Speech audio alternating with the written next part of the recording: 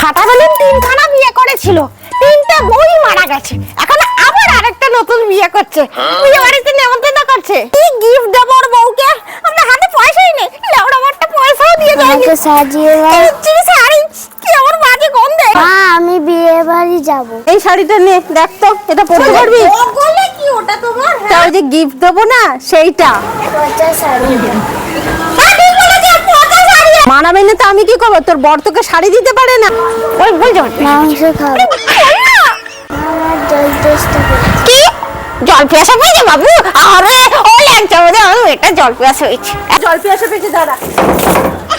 এই কি কি হচ্ছে গো? বিয়ে বাড়ি যেতে পারবে না? এই ধর ধর ধর করে চল চল চল চল বিয়ে বাড়ি যা ধর করে চল, ধরা পড়ে যাবো। এনে ফুলটুসি জল নে। এ কি ফুলটুসি গেল কোথায়? আমার বিয়ে বাড়ির গিফটটা নিয়ে চলে গেল। যেমন ফুলটুসি ঢপবাস তেমন তোর বাছানো চিটিংবাজ। এই তোর মা কই রে? তোর মা যেখানে দাঁড়িয়ে চলে গেল কোথায়?